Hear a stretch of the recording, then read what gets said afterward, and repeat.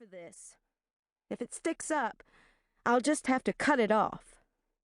Impatient, she slid into her dress and presented me with her back so I could zip the new red mini. It was a size 2 from a Lord & Taylor window display she'd designed at the mall and probably not intended for a 39-year-old with a stranglehold on her fading youth. "Careful, this is silk."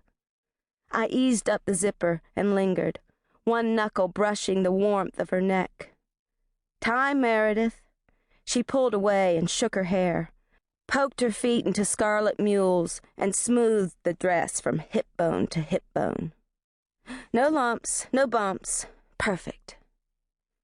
I wandered over to her bureau and recapped the cologne as my mother continued her nervous chatter. "I used this same shade of red in the Welcome Home banner, the flowers in the living room, and the new guest towels, you know. In decorating, you want to tie everything together to create the impression of continuous harmony. I put touches of color in your father's condo, too. I think he'll be pleased. Oh, and I took 3 steaks out to thaw, so now is not the time to go into that silly vegetarian kick." She glanced my way and shook her head. "And please, put on something decent before we get back. This is a celebration, not a wake. No overalls, and no more gray. I mean it. Try to look cheerful for a change." She skimmed on lipstick and glanced at her watch. "Time to run. Tonight's going to be wonderful." Wrong, I'd wanted to say as she swept out in a blur of red silk. Tonight is when the obscene becomes the acceptable. My father has been gone for 3 years. Long enough for the town to finally stop shunning us and for his victims to get counseling. Long enough for me to lose 1 social worker to pregnancy and 2 more hollow-eyed, twitchy ones to career burnout. Long enough for my mother to have been granted a divorce, had she ever applied for one. But she hasn't. Nor has she ever stopped visiting him in the big house. Today will be her final pilgrimage, and thanks to Megan's Law, everyone in town knows it. My father's release date was given to all the local cops, school administrators, and youth group leaders. They got handouts with his name, photo, physical description, the crimes for which he was convicted, his home address, and license plate. The law says they aren't allowed to share the info with anyone else, but of course they did. Who wouldn't? So now we're marked for life.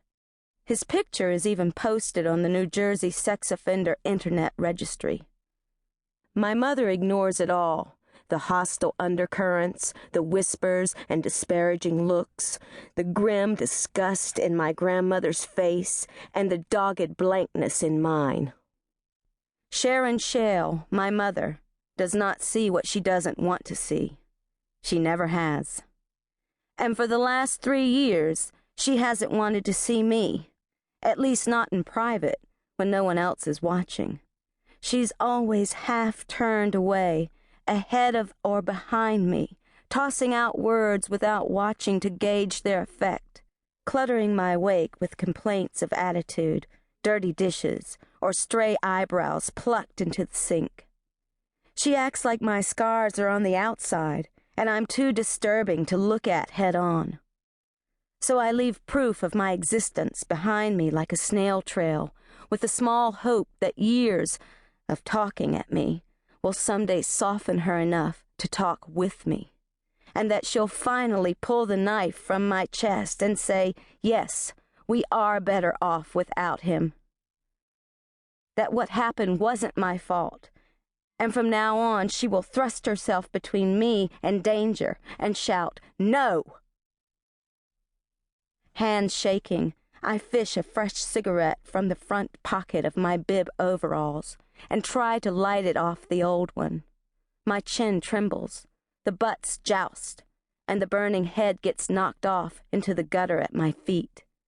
I grind it out, jab the unlit cigarette back into the pack, look up to see my mother's BMW pulling into the driveway. A man sits shotgun.